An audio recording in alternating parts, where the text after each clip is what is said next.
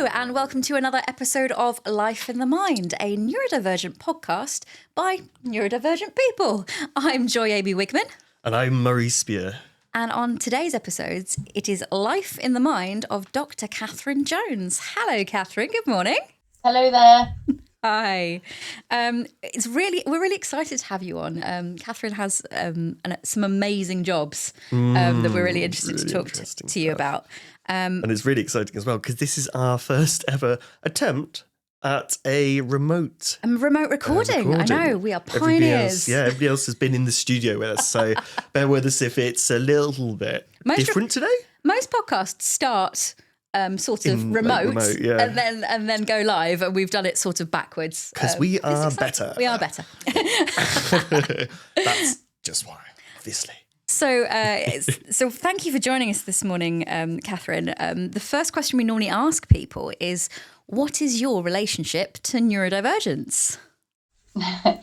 Well, I guess my relationship to neurodivergence has been a sort of a long path of sort of familiarity with autism and getting to understand more about what autism is. I'm not autistic myself, but my mum was a special needs teacher, and she's taught in a school for autistic children when I was a teenager, so became very familiar through her. I guess I did a couple of different periods of work experience with her, and it was just always I was just always really interested in the children that I was meeting, their differences, and what they had to offer. It was always a really fantastic feeling being in the school. I thought I had a lovely atmosphere.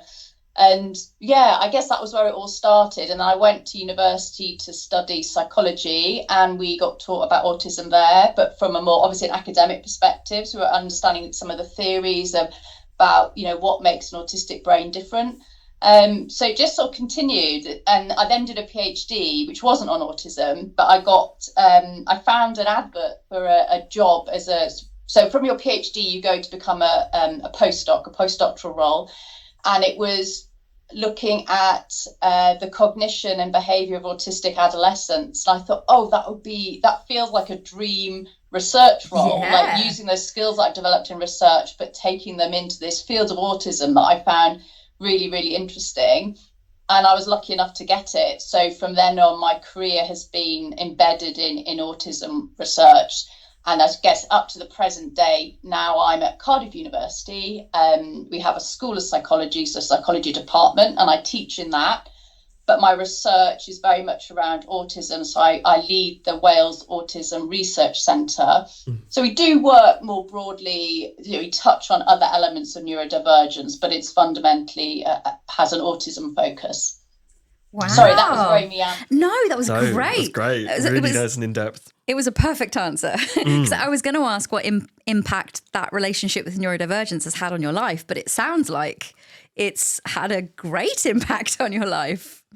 Yeah, it's been really nice, and it's a nice connection with my mum, that it was something that she was really interested in. So she'd started off so she would have been teaching in the 70s, I guess, and back when autism wasn't recognised in the way that it was, but she was teaching in schools would have been, children with what we'd call a learning disability, but some of those children would have been autistic, whether it was diagnosed or not. And I guess she went on that journey where autism became more recognised. So by the time she was in the 90s, she was at a school specifically for autistic children.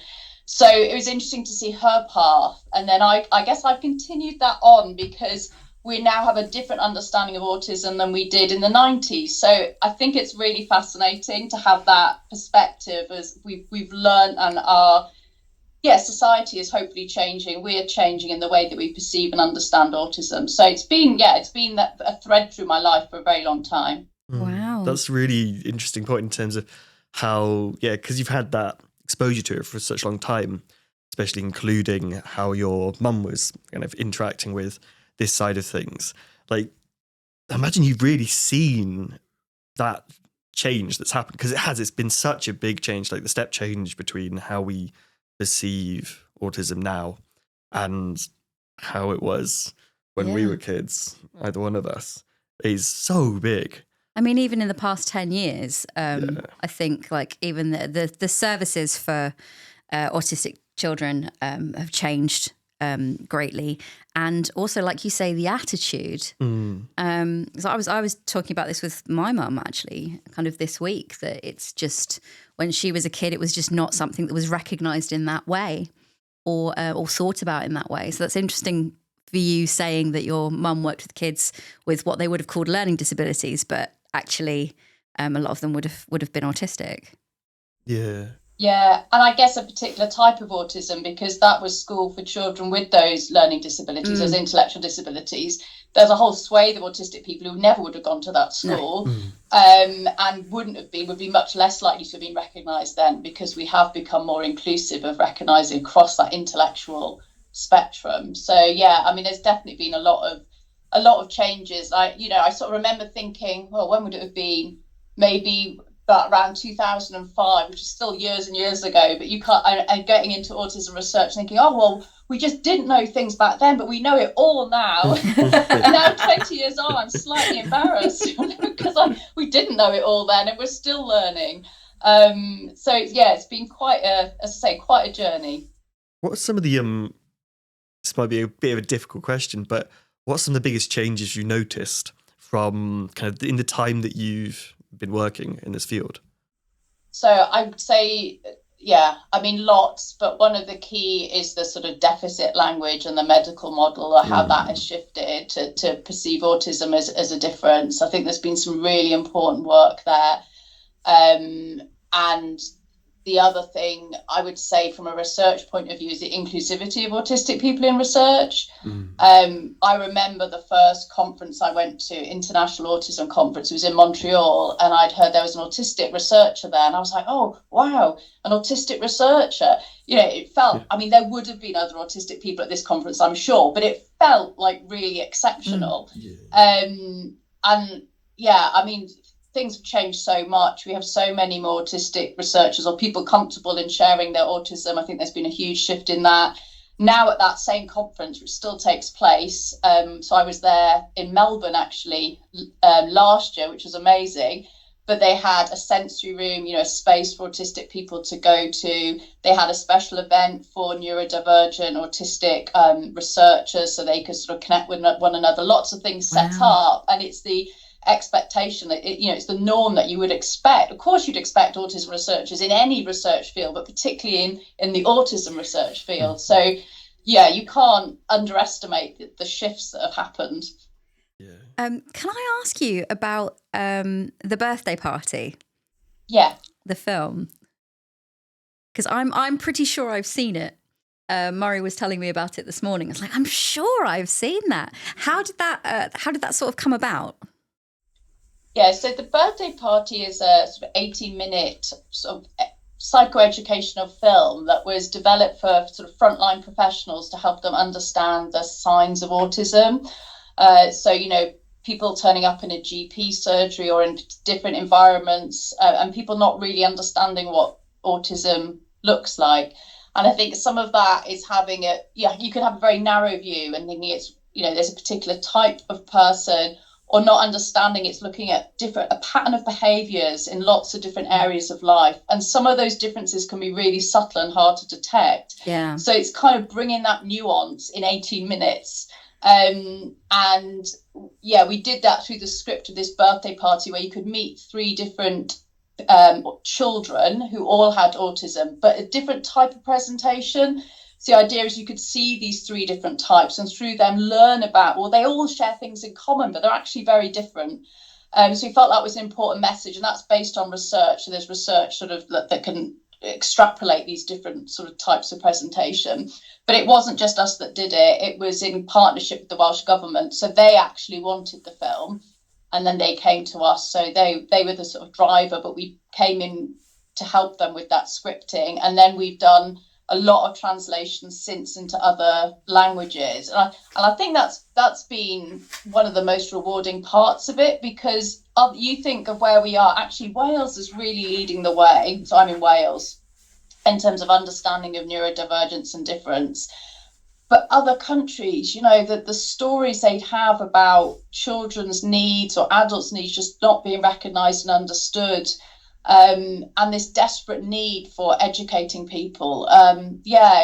It's been really fantastic that this quite simple film has the potential to make a big difference. Yeah, that's especially amazing. when you look internationally. It's amazing because like the word you used was nuance, and we talk about that a lot on this podcast.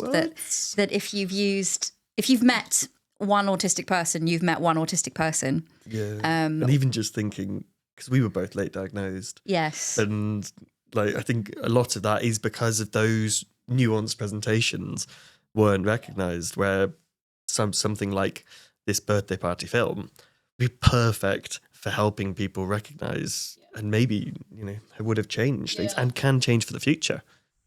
And I think coming back to what you were asking about before, which is about what changes have you noticed, I think I think because we're getting that autistic voice in research now far more than we used to, not just as researchers but the way we work with autistic people, I think there's far more about the sort of masking as well, and actually what are you seeing? Is it autism, or is it somebody trying to sort of suppress parts of their autistic self, and the whole angle on girls. And one of the children in the birthday party is a girl, and I've had people say, oh, that is like looking at myself when I was younger.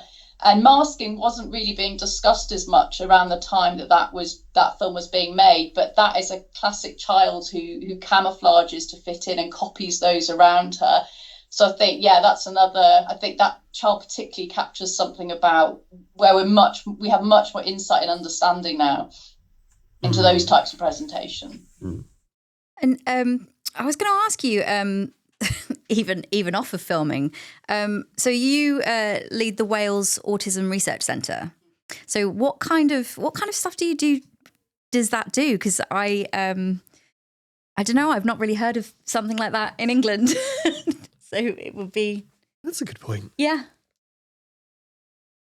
Murray having a think. Yeah. Sorry. That was the sound of Murray thinking. There is what the autism research field is. It's a really nice one. There's lots of different groups around the country. By the country, within the UK.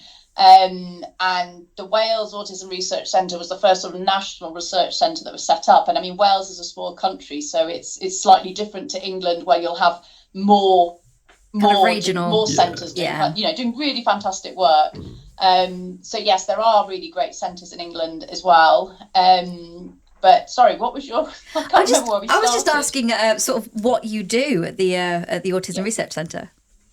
Yeah, so broadly, I would say we're underpinned by the desire to use, rigorous, good scientific methods to better understand autism and have a positive impact on autistic people. So it's using that science and our skills and doing that in a meaningful way to make a difference to autistic people. And I would say the thread that enables us to achieve that is by working with autistic people throughout that process. So that includes having autistic researchers within the team, but also when we do research, and this is one of the big shifts, you get far more co-production now, where you work with autistic people to conduct research or think about what research is important, rather than just say, well, I'm sitting here in my office and I think I know what I want to do, I'm going to go out and do it, regardless of whether autistic people think that is useful or regardless of whether other stakeholders like teachers or clinicians think it's useful. You kind of want to work with the people that you're wanting to help or have an impact with. So I would say fundamentally that's what we do, but the topics within that, there are quite a lot of varied topics, but that's our overarching ethos. Yeah, that's brilliant, especially the kind of co-production element to it, and it's working into that nothing about us without us kind of social model of disability framework, where again, isn't it like you were saying earlier, moving away from the medical model of disabilities or differences into more of a social model, and considering like everything as lived experience being the most valuable thing. And like you said, the making sure what you're doing has a place and is actually the most useful thing to be doing and is relevant. It's such a valuable thing because it's so easy. And in the past, there's been a lot of psychological research, especially around autism, that has just been a bit erroneous in terms of applicability. Yeah, and it's so, I mean, this is an example from feedback from an autistic person, but feedback from a teacher, where we were thinking, oh, how can we make a particular set of resources accessible? I was thinking, oh, well, we'll just put them on the web for teachers. And then having spoken to teachers, they were like, oh, I got it's very clear they don't have time to look at things on the web. And it'd be much more better for us to create something where we went in and we worked with them and we carved a space. So that's just a small example about how you can so easily get things wrong if you're not talking to the people you're trying to support.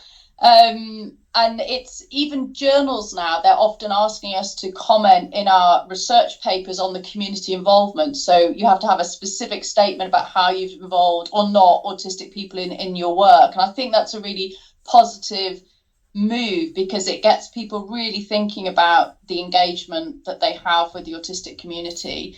But, I should say there are also challenges with that, because you want to do a good job. Are you being representative? Are you just speaking to a certain type of autistic person? How can you be more inclusive? There's so many things to think about. It's a really a rich area where people are thinking about the methods that we use. How can we do it better? That's really fab. Yeah, one of the things that drew me to the role here at Life in the Mind. So we're in partnership with Inclusion Gloucestershire, which is a charity in Gloucestershire, and it's led by experts by experience. So it's a charity for and with people facing disabling barriers, and that's one of the things that kind of drew me to the place. And it's really good to hear that is a model that's being used in the research that's going to be informing the treatment and the attitudes towards neurodivergent people. Yeah, really nice to hear. At all different levels. Yeah, it's so important. Like, we find that even our entire team's neurodivergent. Yes. And we find that makes such a difference. Even just to we've just had a new presenter join us, and one thing she said is that it's lovely being in a space with people to just get it, which is really wonderful. It's something that we've echoed time and time again. Each of us has been going, oh, actually, we can just be ourselves and people understand, and it informs what we're doing and really makes it valuable stuff, and means we can just keep going making stuff that is relevant. Yeah, definitely. Yeah. Lovely. Well, it's been so nice to talk to you this morning, Catherine. But we will see you again very soon. So if anyone has any comments, anything they'd like to add to what we've been talking about, please put them in the comments below, or drop us an email. Find us on Instagram, and we'll see you next week. Okay, folks, that's it for this episode. Find us on Instagram at life.inthemind. Our other socials are linked in the bio. Don't forget to like, subscribe, and comment. Bye!